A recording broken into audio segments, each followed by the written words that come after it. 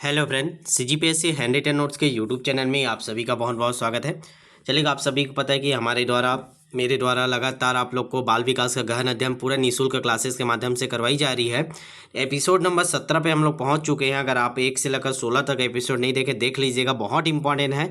36 level पे जो सहायक शिक्षक भर्ती है, शिक्षक भर्ती और सीजी टेट, इन तीनों के लिए बहुत इंपॉर्टेंट क्लासेस चल रही है। जो मार्केट में बुक मिलती है उससे हट के है, जो नए क्वेश्चन आते हैं उसको कवर करते हुए मेरे द्वारा क्लास करवाई जा रही है।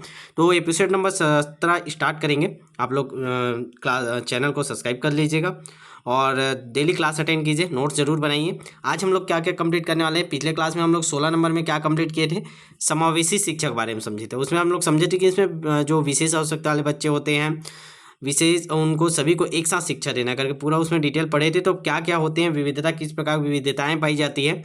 आज हमारा टॉपिक रहेगा विविधता पे और विशिष्ट आवश्यकता वाले बच्चों पे आज हम लोग क्लास करेंगे। तो चलिए स्टार्ट करते हैं। एक बार चैनल को सब्सक्राइब कर दीजिएगा और वीडियो को लाइक जरूर किया करें। चलेगा।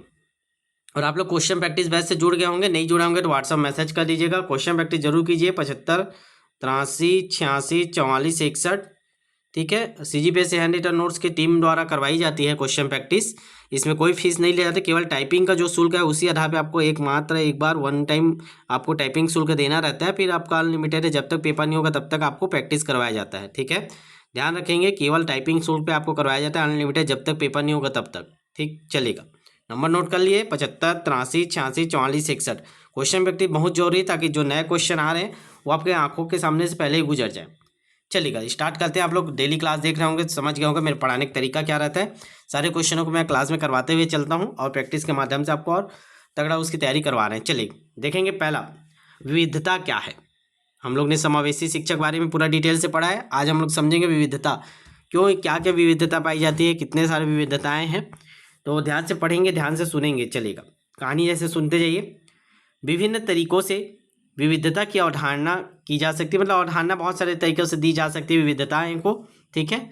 जब हमारी कक्षाओं की बात आती है तो हम विविधताओं को वैचारिक रूप से समझते हैं, क्योंकि प्रत्येक छात्र हमारी कक्षा में अद्वितीय अनुभव, ताकत और विचार लाते हैं। मतलब आप लोग देखा होगा कि बच्चे अलग अलग प्रकार के आते हैं। कोई अच्छे पृष्ठभूमि से आता है, कोई पढ़े लिखे घर से आता है, कोई शारीरिक रूप से, मतलब बहुत सारी विविधता। कोई अलग अलग धर्म के आते हैं, अलग अलग संस्कृति के आते हैं, अलग अलग समाज के आते हैं। तो बहुत सारी विविधताएं हमारे क्लास में आपको देखने को मिलती है, उनसे बहुत सारे हमको भी अनुभव मिलता है।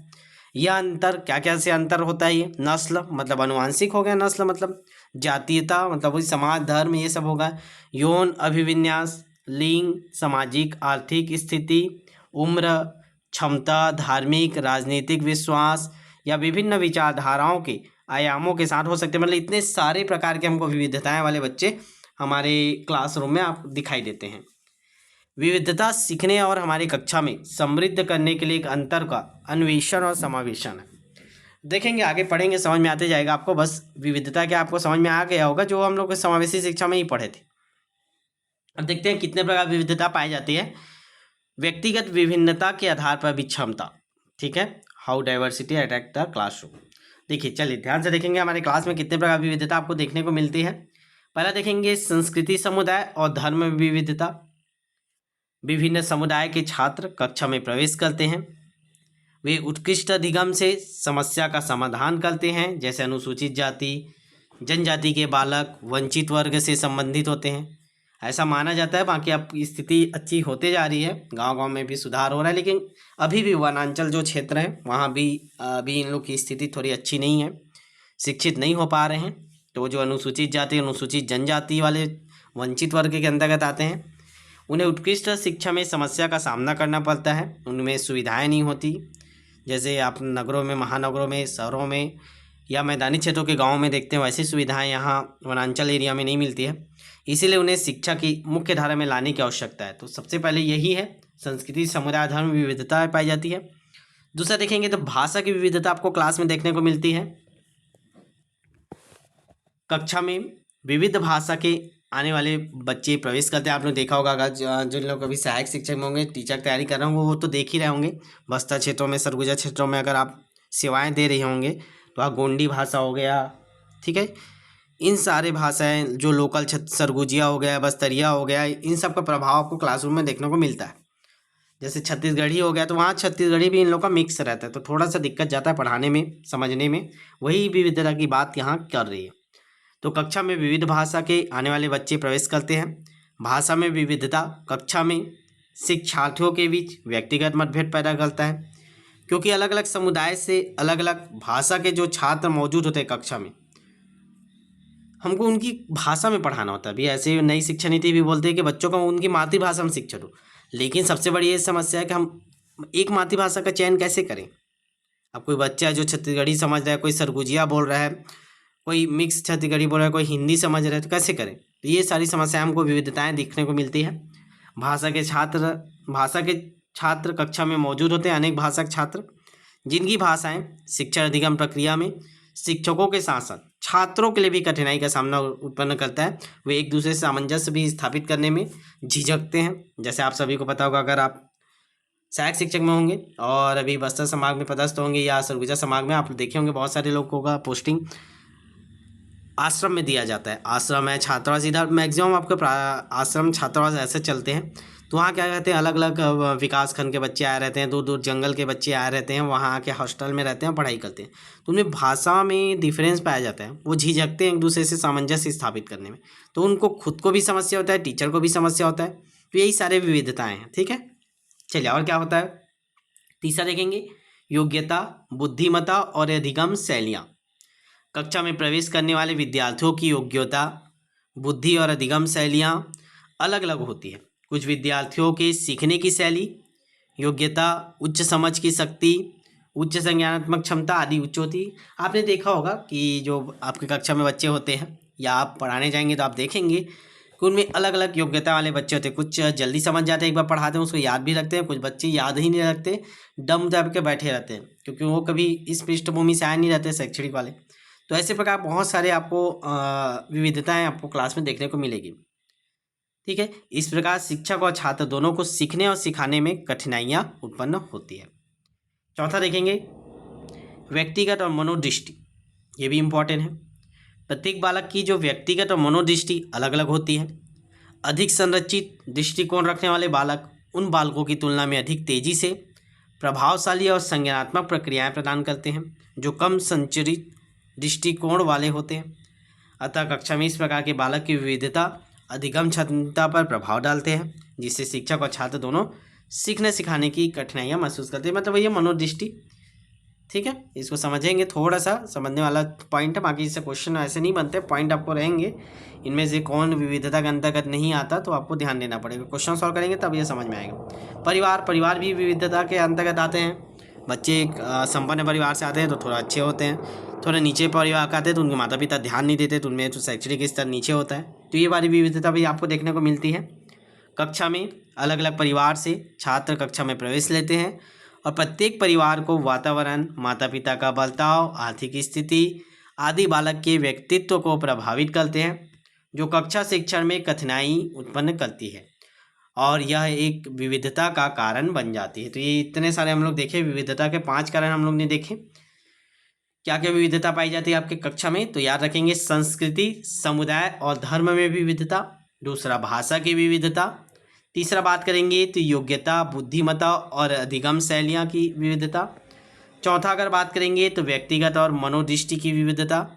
पांचवा बात करेंगे तो पारिवारिक विविधता आपको अपने कक्षा में बच्चों में दिखाई देती है। ये विविधता में बस इतना ही जानना था। आगे देखते हैं, जो विशेष आवश्यकता वाले बच्चे होते हैं इनसे क्वेश्चन बनते हैं। भाई इसको डिटेल में पढ़ना पड़ेगा, लंबा क्लास रहेगा इसका, आधा आज कर लेते हैं, आधा कल कर लेंगे, थोड़ा सा आज लेट भी हो रहा है। ठीक है, तो देखेंगे क्वेश्चन यहाँ से बनते हैं, विशिष्ट आवश्यकता वाले बच्चे किनको बोलेंगे, क्या क्या समस्याएं आती है, अलग अलग कितने प्रकार के होते हैं, बहुत सारे क्वेश्चन बनते हैं। मोस्ट इंपॉर्टेंट पार्ट है जो क्षत्रिय लेवल पे क्वेश्चन इसके बनते हैं, विशिष्ट आवश्यकता वाले बच्चे। जिसको अच्छे से सुनिए, समझिए कहानी जैसे, और नोट्स बनाते चलिएगा, थ्योरी बनाइए, डिटेल नोट्स बनाइए, क्योंकि जो भी क्वेश्चन बना है थ्योरी से ही घुमा घुमा क्वेश्चन बनते हैं। और क्वेश्चन प्रैक्टिस कीजिए, सबसे बेस्ट तरीका है, एक ही मात्र है आप लोग को चयन अगर चाहिए, क्वेश्चन प्रैक्टिस। मैं बार बार बोल रहा हूँ, आप कहीं भी कोचिंग कर रहे होंगे, कहीं भी सेल्फ स्टडी कर रहे हैं, कोई भी बुक पढ़ रहे होंगे, कहीं भी नोट्स पढ़ रहे होंगे, बहुत अच्छी बात है, पढ़ाई कीजिए उससे, लेकिन क्वेश्चन प्रैक्टिस आप हमारा आके जरूर कीजिए।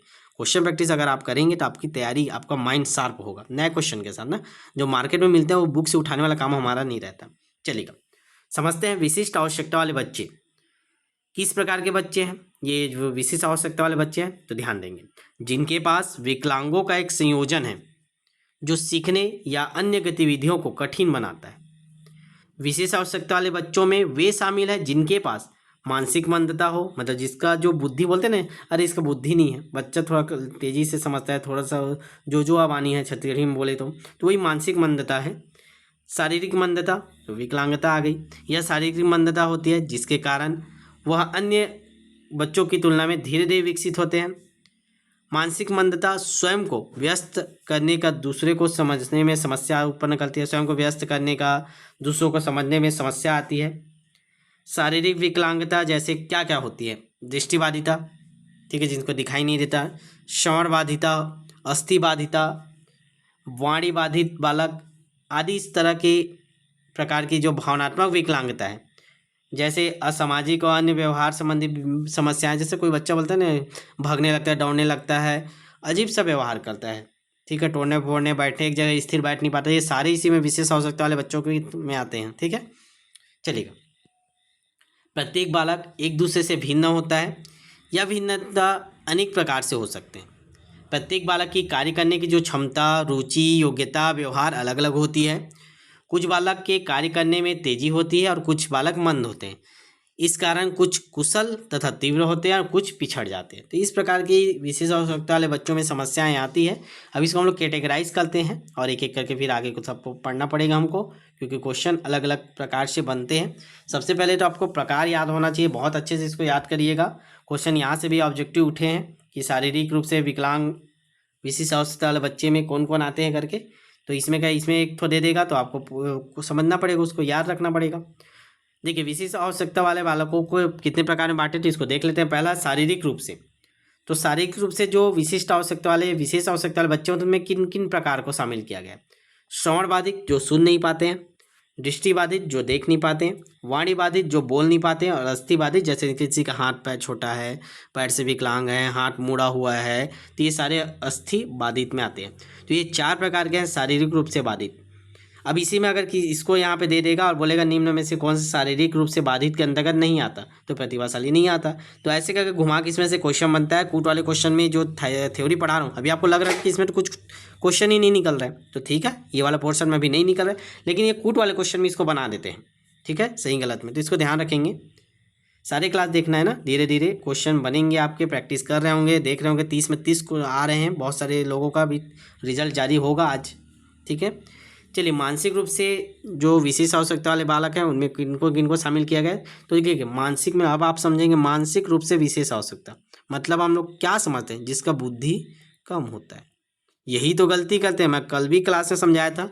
मैक्सिमम लोग यही मानते हैं मानसिक रूप से विकलांग मतलब जिसका दिमाग कम होता है। नहीं भैया, जो एक्स्ट्रा ऑर्डिनरी है, जो एक्स्ट्रा होशियार बच्चे हैं, जो आप काम देखो उसको तुरंत कर लेते हैं, एकदम ऑर्डिनरी जो सामान्य क्लास के जो बच्चे होते हैं उससे एक्स्ट्रा होशियार रहते हैं, ओवर कॉन्फिडेंस वाले बच्चे, वो भी इसमें आते हैं मानसिक रूप से। उनको भी मानसिक रूप से बीमार माना जाता है कि इनका ज़्यादा ही विकास हो गया है, तो उनको उस लेवल पे पढ़ाना है, तो उनको भी इसमें शामिल किया जाता है। प्रतिभाशाली बालक बोला जाता है उनको।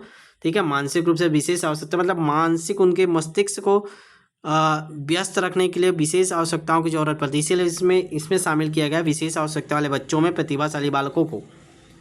तो याद रखेंगे, मानसिक रूप से विशेष आवश्यकता वाले बच्चों में क्या आएगा? प्रतिभाशाली बालक, सृजनशील बालक, मंदबुद्धि बालक।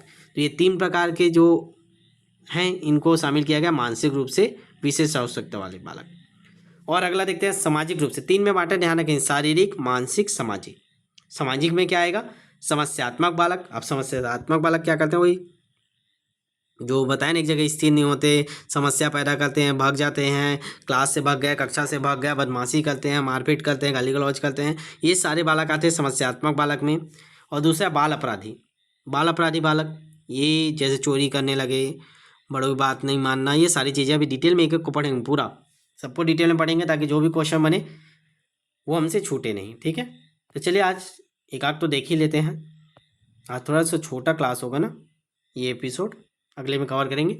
चलिएगा, विभिन्न ध्यान रखेंगे, ये नोट्स आपको नहीं मिलेगा, मैं बार बोलते हैं ये हमारा नोट्स है, आपको मार्केट में नहीं मिलेगा। ठीक है, तो इसको नोट्स बना के पढ़िएगा। चलिए, विभिन्न प्रकार के विशिष्ट बालकों की आवश्यकता। अन्य सामान्य बालकों की तरह विशिष्ट बालकों को भी अपनी मूलभूत आवश्यकताएं होती हैं, उनकी भी मूलभूत आवश्यकताएं होती हैं। उन सभी प्रकारों पर हम लोग चर्चा ना करें, उनमें से कुछ का ध्यान हम लोग करेंगे जिससे क्वेश्चन बनते हैं। ध्यान रखेंगे, मैं वही चीज़ आपको करा रहा हूँ जो 36 लेवल पे क्वेश्चन बनते हैं। ठीक है, चलिए शारीरिक आधार पे हम लोग देखते हैं। पहला हम लोग देखेंगे आज श्रवण बाधित विकलांग बालक। तो इनको क्या क्या कठिनाई होती है, कैसे इनको सॉल्व किया जा सकता है, क्या क्या समस्याएं इनके सामने आते हैं, उसको एक बार देख लेते हैं। चलिएगा, अब ध्यान से समझिएगा, इसको जूम कर लेते हैं थोड़ा सा। चलिए, तो देखिए श्रवण बाधित विकलांग बालक के अंतर्गत क्या क्या आते हैं। चलिए, ऐसे बालक जिन्हें सुनने में कठिनाई होती है, उन्हें कुछ भी सुनाई नहीं देता अथवा स्पष्ट रूप से सुनने या सही अर्थ लगाने में असुविधाओं का सामना करना पड़ता है। अब देखिए, ऐसे बालक ही नहीं आते जिसको पूरा सुनाई देता, ऐसे बालक भी इसमें आते हैं श्रवण बाधित में, जिनको थोड़ा सा कम सुनाई देता है, या जो बच्चे पीछे बैठे उनको सुनाई नहीं देता, थोड़ा सा कम सुनाई देता है, उनको भी इस कैटेगरी में आता है कि उनमें कहीं ना कहीं सुनने की क्षमता का विकास कम है। तो ऐसे बालक श्रवण बाधित विकलांग बालक कहे जाते हैं।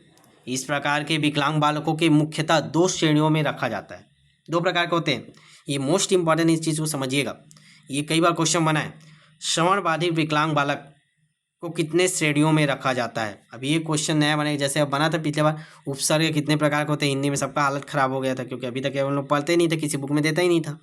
वैसे ये भी क्वेश्चन आएगा तो हालत ख़राब हो जाएगा, श्रवण बाधित विकलांग बालक कितने श्रेणियों में आते हैं। भैया जिसको सुनाई नहीं देता एक ही तो है, और क्या। तो इसमें आप लोग ने देखा होगा, इसको आप जानते हैं, कुछ बच्चे होते हैं, आप लोगों ने देखा होगा, ऐसा कॉम्बिनेशन रहता है, जिसको सुनाई नहीं देता तो वो बोल भी नहीं पाता, वो इशारों से बात करता है। और ठीक है, तो वो दोनों आप लोग कॉम्बिनेशन देखे होंगे, वही चीज़ें हैं। पहला बहरे बालक, दूसरा ऊंचा सुनने वाले बालक। पहला क्या होता है, बहरे बालक, दूसरा ऊंचा सुनने वाले बालक। बहरे बालक वे होते हैं जिन्हें कुछ भी सुनाई नहीं देता और जन्म से ही गूंगे होते हैं। जो जन्म से गूंगे होते हैं, जिनको कुछ भी सुनाई नहीं देता, वो पहले बहरे बालक में आते हैं। वे अपनी बातों को केवल इशारों के माध्यम से ही बता सकते हैं और इशारों से ही थोड़ा बहुत समझते हैं।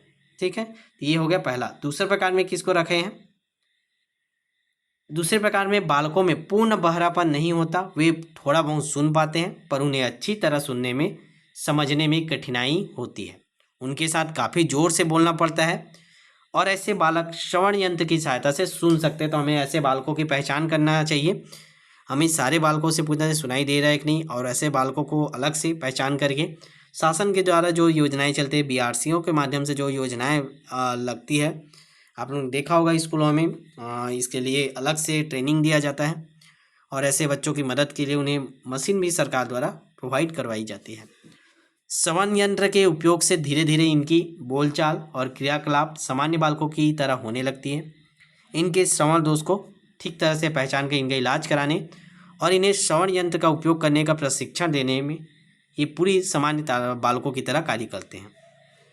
मतलब इसको ध्यान दीजिए, आपको करना क्या है, आपको सबसे पहले इसमें तो ये क्वेश्चन बनेंगे कितने श्रेणी में, तो 2 प्रकार की श्रेणी में याद रखिएगा। इसमें नॉर्मल को ही बांटा गया है। एक बच्चे होते हैं जो जन्म से नहीं सुन पाते, पहला श्रेणी। दूसरा होता है जो कम सुनाई देते हैं, जिनको हमको पहचान करना रहता है कक्षा में, पहचान करके उनको जो प्रशिक्षण दे के और मशीन जो कान में लगाने का आता है वो दे के हम लोग उसको सामान्य बालकों की तरह कार्य करवा सकते हैं। तो ये 2 प्रकार की श्रेणियों में बांटा गया है। ठीक है, चलिए आगे देखेंगे। श्रवण दोषों से युक्त बालकों की शिक्षा और उनका समायोजन। चलिए इसको समझेंगे। श्रवण दोषों से युक्त बालकों की शिक्षा और उनका समायोजन, उनको कैसे शिक्षा हम देंगे, उनका समायोजन कैसे करेंगे। मेन तो यही ना हमारा पढ़ने का उद्देश्य, सिलेबस में रखने का उद्देश्य, कि वैसे अगर बालक हमको कक्षा में मिल जाते हैं हमारे, तो उनको समावेशी शिक्षा के माध्यम से हमको तो साथ में पढ़ाना है, उनको तो अलग विशेष शिक्षा देना नहीं है। अब उनको कैसे करें, कैसे शिक्षा दें, तो उनके बारे में थोड़ा सा पढ़ लेते हैं। क्या बोलते हैं, पूर्ण रूप से जो बहरे बालकों की शिक्षा और समायोजन कठिन कार्य। भाई जो जन्म से नहीं सुन पा रहे, पूरी तरह से नहीं सुन पा रहे, उनमें मशीन लगा लो चाहे किसी प्रकार के यंत्र लगा लो, प्रशिक्षण दे दो, उनको सुनाई ही नहीं देंगे। तो इसमें क्या होता है, इसमें इनका जो समायोजन करने में कठिनाइयाँ आती है, शिक्षक को बहुत ज़्यादा कठिनाइयों से जूझना पड़ता है और इन्हें विशेष ध्यान की आवश्यकता होती है। ऐसे बालकों की उचित शिक्षा दीक्षा मूक बधिर विद्यालय में होती है, जिसको हम लोग नहीं रोक सकते, इसको समावेशी शिक्षा के माध्यम से नहीं पढ़ा सकते। इनको अंततः वहाँ भेजना पड़ता है मूक बधिर विद्यालय में, क्योंकि वहाँ विशेष प्रशिक्षित रहते हैं जो उनको शिक्षा देते हैं। इस संस्था के अध्यापक और कर्मचारी उन्हें अपने अंगों के संचालन द्वारा बातों को व्यक्त करने का तरीका बताते हैं। जो आप लोगों ने देखा होगा मूक बधिर विद्यालय जैसे बिलासपुर में भी है, ठीक है, तीफरा में है मूक बधिर विद्यालय, तो इशारों के माध्यम से उनको बोलना और समझना ये सिखाते हैं, ठीक है। तो ऐसे विद्यालय होते हैं जो पहले प्रकार के जन्मजात हैं, उनको वहाँ भेजा जाता है। श्रवण इंद्रियों के बेकार हो जाने या दोष हो जाने से बालक की अन्य इंद्रियां अति तीव्र गति से कार्य करने लगती है। मतलब ये समझिए, ये उनके में थोड़ा सा शक्ति भी आ जाता है, ऐसा बोलता है। अगर किसी को सुनाई कम दे रहा है तो उसके बाकी इंद्रिया और बहुत तेज गति से काम करता है। मतलब अगर बच्चे को आप थोड़ा सा ध्यान देंगे तो दूसरे इंद्रियों के माध्यम से वो अच्छा अपना जो प्रदर्शन कर पाएगा, ये बोलना चाह रहा है। बालकों को अन्य इंद्रियों के विकास के अच्छे अवसर अवश्य देने चाहिए। मतलब समझ रहे हो ना, इस चीज़ को समझना पड़ेगा। बच्चा अगर नहीं सुन पा रहा है तो उसके नाम से उसके अंदर इंद्रिय कुछ न कुछ उनमें विशेष पाया जाएगा। उनकी जो अन्य इंद्रिय है वो विशेष काम करते हैं। अतः बालक के पाठ्यक्रम में हमें ऐसे विषय और क्रियाओं का समावेश करना चाहिए जो उन्हें कलात्मक और सौंदर्यात्मक अनुभूति के से अधिक अवसर प्रदान करें। मतलब बच्चों को हमको अधिक से अधिक अवसर प्रदान करना चाहिए ताकि वो अन्य इंद्रियों के माध्यम से अपने आप को साबित कर पाए, अपने आप को समाज में स्थापित कर पाए। इनके पाठ्यक्रम में कानों से सुनने जैसे अनुभवों को छोड़कर अन्य अनुभवों और क्रियाओं को विशेष रूप से स्थान दिया जाना चाहिए। चलिए आगे देखते हैं। ऊंचा सुनने वाले बालकों की शिक्षा और समायोजन पूर्ण रूप से बहरे बालकों की तुलना में सरल होती है। इनको हम लोग कक्षा में ही समावेशी शिक्षा के माध्यम से पढ़ा सकते हैं। इनको विशेष प्रशिक्षण दिया जाता है संकुलों के माध्यम से, बीआरसीज के माध्यम से। एक कैंप लगाया जाता है, उन्हें बुलाया जाता है, उन्हें ट्रेनिंग दिया जाता है, उन्हें मशीन दिया जाता है, चिकित्सा उपचार दिया जाता है, फिर उनको सामान्य कक्षा में बैठा के शिक्षा दीक्षा दिया जाता है। इन बालकों को थोड़ा प्रयास करके सामान्य बालकों की तरह शिक्षा दीक्षा दिया जा सकता है।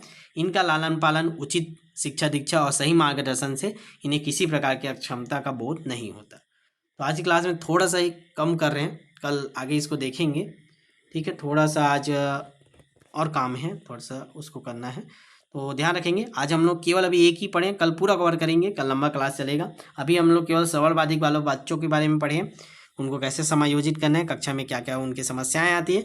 कल हम लोग देखेंगे दृष्टिबाधित के बारे में, वाणीबाधित के बारे में, अस्थिबाधित के बारे में, फिर प्रतिभाशाली बालक, सृजनशील बालक, मंदबुद्धि बालक, सारे को हम लोग समझेंगे एक एक करके। जितने सारे क्वेश्चन बन सकते हैं सारे क्वेश्चनों को हम लोग लेके चलेंगे। और बाकी चलिए मिलते हैं। क्वेश्चन प्रैक्टिस सेट अभी डल जाएगा बैच में। जिन लोग भी रजिस्ट्रेशन करवा लिए हैं, अगर आप रजिस्ट्रेशन नहीं कराएं तो आज ही करा लीजिएगा। कोई फीस नहीं ले, नाम मात्र की शुल्क है, अनलिमिटेड है आज से लेकर। कोई ऐसा नहीं है कि हम लोग टेस्ट सीरीज बेचने वाला काम नहीं है कि 10-15 टेस्ट सीरीज बेच दिए, मतलब नहीं वाला। आज से लेकर आपका जब तक पेपर नहीं होगा तब तक कंटिन्यू आपको प्रैक्टिस कराएगा सारे सब्जेक्ट की ना। टोटल सिलेबस 150 नंबर का है, तो 150 75 83 86 44 61 नंबर नोट करेंगे। 75 83 86 44 61 व्हाट्सएप मैसेज कर दीजिए। तत्काल जुड़ जाइए, एक एक दिन कीमती, क्योंकि आप सभी को पता है कि जो वित्त विभाग के पास सब फाइल पहुंच चुकी है। 15 दिनों का समय लगभग बताया गया है कि वित्त विभाग से क्लियर हो जाएगा फाइल। फिर आपको सब्जेक्ट वाइज भी पता चल जाएगा कितने कितने पोस्ट स्वीकृत हुए हैं, ठीक है। अभी जो भी चल रहा है वो सब प्रायिकता के अनुसार चल रहा है, तो भ्रम में मत आइए, पढ़ाई जारी रखिए, पढ़ाई को लो मत कीजिएगा, नहीं तो रिजल्ट में लास्ट में दिक्कत जाएगा। क्वेश्चन प्रैक्टिस जरूर कीजिए, प्रतिदिन कीजिए। चलिए मिलते हैं नेक्स्ट वीडियो में, तब तक के लिए ऑल द बेस्ट।